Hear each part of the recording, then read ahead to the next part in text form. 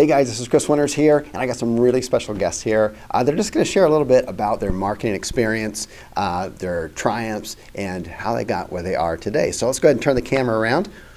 Take a look at our special guests on here. How you guys doing today? What's up, guys? What's up? Up on here. Dr. Dan, Rockstar Band. Alrighty, guys. So hey, everybody wants to know, how did you get started in internet marketing? For me? Yeah, Wow. I mean, I've been marketing, I don't even know how long. I'd have to actually sit down and like calculate exactly, but I mean, I would say over at least 15 years, maybe longer. I actually had a personal training business, mortgage business. I also had, I was doing a multi-level marketing business, and every one of those businesses, I actually set up websites. And back then I was using like Yahoo Site Builder. I don't even know if that's still around. And I just create the site. I create the better sites than the companies actually did for the actual, for other companies if I was working for a company. And I just built like a lot of credibility around that. So that was my first like thing with marketing. I didn't understand SEO. I don't even know if it mattered back then. I have no idea. I just created these sites, and I would actually use it as a funnel, and I would actually get so much business because that's what I would do, and nobody else would do it. So that's actually how I really got started. Well, and my story, I guess, is somewhat similar, except it's completely freaking different. So. Oh, that makes sense. Yeah. So, no, it was. I guess it was the late '90s. I was in college. I had a really freaking expensive girlfriend, and I couldn't even keep a job that would afford her. So I started selling stuff on eBay. Actually, that's when eBay was new, and that's kind of how I got started. I was importing stuff from Mexico, doing all kinds of furniture and things like that. And brought that in, did it on eBay, and what happened was... Wait, so you say importing stuff from Mexico? Yeah, some really cool stuff. What kind of stuff? I just said furniture that had stuff hidden in it. I thought you were part of the cartel. Yeah, well, it had stuff hidden in the furniture, so I was a mule, basically. Okay. No, but seriously, it was crazy because there was a sophomore, junior in college, and at the time, I mean, it was a $60,000 a year income for me, and that was like crazy for somebody that was in school. And I kind of kept doing that, and after I graduated, I didn't need to go find a job. It had grown even further than that, and I was doing really well. And so before I knew it, it was all kinds of friends I had that had businesses and interests like that were asking me, "Hey, how are you doing this? How are you able to sell this stuff online?" And before I knew it, I was actually helping them, and then it kind of grew and went on, and from there, and I was learning more and helping them, and it just got crazy. And here I am today.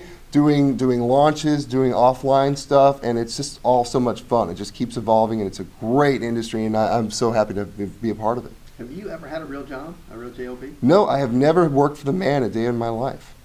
I've had one JOB. I actually worked for UPS, and it was a great experience. It was pretty crazy. We did the unloading and loading of the trucks, the big trucks, and then people would sort them out and stuff. But yeah, that's where I actually really got into bodybuilding. So it was a lot of fun. But I didn't know we were going really long on our story. If I would have known you were going to go 30 minutes, I would have actually dove in a little deeper. I didn't go that long, dude. No, actually, so I just had better content. Okay, so to take my story to the next level, so I could try and compete with Rockstar Ben right here, I actually wrote 2 books, and they're bestsellers on Amazon. And I needed to market them and really get them out there. So that's actually where I really started getting into SEO, WordPress, YouTube, and that thing they used to call, what was that, MySpace or something? Used to be around.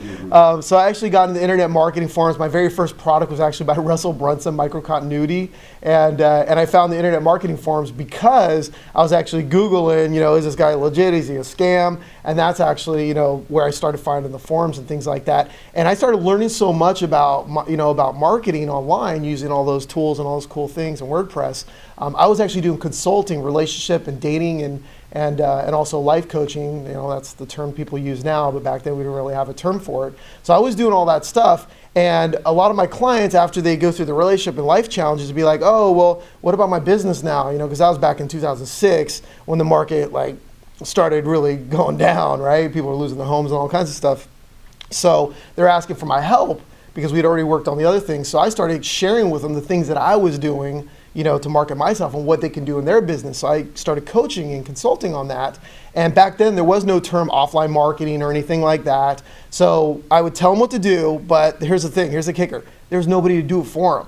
Okay, because I did some searching. It was like No, 10, 20 grand. You had to hire like a big time PR media. It was like, They weren't getting that email from India saying we can get you on page 1 of Google. They weren't Yeah. getting that back then. It wasn't like back then. It was still like the Viagra stuff getting into your mailbox. Today yeah, it's the SEO stuff. Silasys and all that kind of so- stuff. Yeah, so I started times doing have that, changed. and back then there wasn't any forums for offline marketing, anything like that. So they're like, "Well, can you help me?" I'm like, "Okay, cool." So I kept doing that, and all of a sudden my business started coming so much from that part, consulting and business, that I'm a firm believer in, if the universe is talking to you, freaking listen. Otherwise, it's going to kick you in the nuts, right? And if you're a woman, they're going to kick you somewhere else. I don't know, but so I listened, and I just started doing that, and just here we are today now.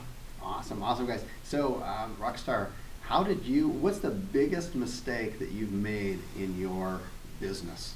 Partnering up with me. Yeah, probably partnering up with this jackass. No, it's a mistake that I think all entrepreneurs are going to make and continue to make. And first of all, I want to say there really are no mistakes. There are challenges that you're gonna learn from, and that's how I try to look at it anyway. And I encourage everybody to look at that.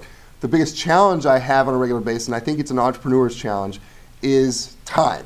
Okay, we can all. I can show you all how to make a lot of money. Chris Winters is a genius at making a lot of money. That's easy, actually, guys. Time is something you cannot make. You cannot create more time. And one of the things I have found that I do all the time, and I'm very guilty of it, and every entrepreneur I coach is guilty of it, is they'll say, well, I'm so busy, I'm doing all these things. And then if you show them how to clear out that time, I call it entrepreneur's time. They will fill it with something else to keep their ass busy. And so it's finding that discipline to allow yourself to say, I'm going to take this time and do something that has nothing to do with work. It just has to do with just pure joy and fulfillment. And that's something that I still struggle with. It's an ongoing experiment. That's what life is, an ongoing experiment. I'm only trying to get better at it as I go. So that's my biggest challenge. And it might be figuring out who I can outsource to do this task. It might be who I can get to help me with this, get Dr. Dan to help me do this. It's asking for help, really, is the end of the day. That's the biggest challenge that I think entrepreneurs have, is we want to just jump in and do everything. You have to give yourself permission to let some things go. Yeah, I agree 100%. I would even, I would just add to that and say that I've made so many mistakes. And while he was talking, I was thinking, okay, which one can I choose from, right? But what you got to remember is it's good to make those mistakes. That's what's necessary to learn. I mean, if as an infant and then turning into a toddler, if you wouldn't have stood up and fallen, taken that first step, in order to learn to walk, you wouldn't be walking today. And as a matter of fact, as my good friend Guru Singh says, walking is really just falling, because you're just catching yourself step by step by step. You ever see a little kid start walking? They're falling forward. They're like, whoa, and trying to get their balance and stuff. And that's, so in essence, walking is failing over and over and over again. So remember that. And again, I'm not trying to throw some mindset, change your failing mind. to fall. Yeah. So you're failing to fall. So you're a failure by walking, right? So if you don't want to be failure ever in your life, just keep falling, But no, bottom line is that you must have those failures, otherwise you will never learn. So don't look at them as, failure is a bad thing. It's a good thing. Great, I learned. And I know you guys all probably heard, the whole Einstein, was it Einstein? No, not Einstein. What was that one with the light bulb? Edison, yeah, he failed 1 zillion times or something. No, what he said was he found 1 zillion ways not to make a light bulb. Exactly. And that's true. And the other thing I'd point out as well that I'd like to bring to you guys as well is that, I totally lost my train of thought. Go ahead. That's all right. That happens, man. Shiny object. So we're going to wrap this up here. If there's anything that you could give advice to somebody who's just starting out in this industry, what would you tell them? I'm not going to be that guy. So take action. Look, get yourself accustomed to this very simple thing, is when you are ready, take a first simple step that leads you to doing your business. Because this is scary stuff when you're starting. It can be very scary, and I know that. But really, the only thing you can do is get in your own way. So get out of your own way, allow yourself, and that's all I tell you, is give yourself permission. There's nothing over you that's victimizing you or keeping you from doing anything you want to do except you. And that's just a simple way of saying, get out of your way, allow yourself to do what you want to do, give yourself permission, but most importantly, by giving yourself permission to succeed, you are welcoming in everybody around you who will support you. And that's the one thing I have learned more than anything. This world is all about who we're connected with and relationships. And if you put it out there that you are on this mission, you have this goal, other people will help you. Allow them to help you.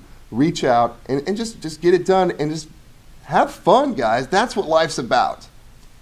Yeah. Actually, I just remember my train of thought now. It usually goes away, and I just go over to Ben and say, "Do it," No, but honestly, find it. Don't fight your DNA. That's what I wanted to say. And what I mean by that is, if you are an entrepreneur, then do the things that you enjoy and out-task the rest of the things or outsource the things that you don't enjoy. If you can do WordPress and you like it, then great. Start out by doing that. Do those things, but don't force yourself to do something that you don't really understand or doesn't even interest you, because then it's going to be like very painful. So like if you're offline marketing and you hate cold calls, if you hate cold calls, then why the hell are you trying to cold call? Don't buy somebody's program on how to cold call, because you don't like cold calling. So why would you do that? Unless you hire somebody to do the cold calling for you. If you like to meet with clients one-on-one, then go door to door or set up appointments and then go in and talk to them, or hire somebody to set up appointments and then go talk to them. Figure out something that you enjoy doing, and then you'll do more of it instead of sitting at home looking at the phone like it's like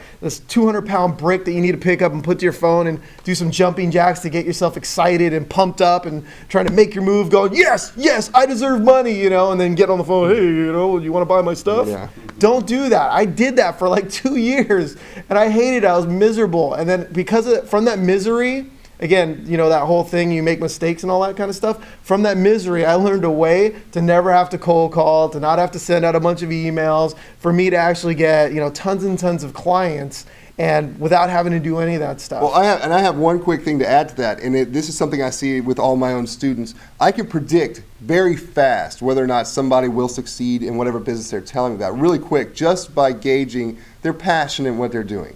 Because, look, there's a push and pull going on here.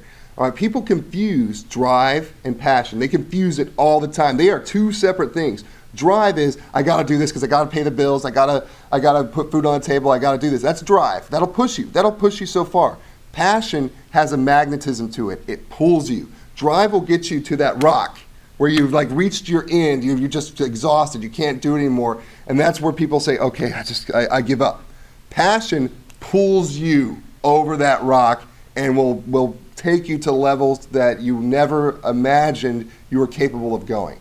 And so exactly what he said, be who you are, do who you are, and you're never working ever again.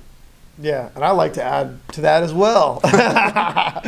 Basically exactly what he said, but I'd like to even just tweak it a little bit for maybe those of you that are like, I don't really get it, or passion, what's that mean, and that kind of thing. Because like for me, it's all about commitment. It's all about commitment, because drive, passion, whatever you want to call it, we're just using different words here. This motivation. People are always looking for, I'm not motivated to make calls. I'm not motivated to do that. Well, if you had to do something every time you're motivated, it's going to run out. That's like trying to run like 500 miles, or what's a triathlon? How far is that? 26.2 miles. Okay, no, a marathon is 26.2 miles. So 26 miles. So imagine if you had to do a marathon. How often can people run marathons? Like twice a year or something? Because you have to train for it. I don't know the exact numbers, but imagine, I think we all could agree, nobody could run a marathon every single day, right? For one whole year, they would die, I could. Right? Oh, he could, I'm sorry. So don't try and push yourself. It's not motivation that's gonna get you there, it's the commitment. It's the commitment that you have, so those days that you're not feeling motivated, you don't think, well, I'm not motivated to do this today. Well, no, I'm committed. So I'm committed to do this, to get myself to where I need to be. So you can kind of take that motivation, and when it comes in like I'm tired, well, screw that. I'm committed today. I'm going to do this. Not I need to get motivated, because that's only going to take you so far. Awesome, guys. Go ahead and wrap it up. Say goodbye. All right, guys. Dr. Dan, Rockstar Ben, be a rockstar in your business and your life. Keep rocking.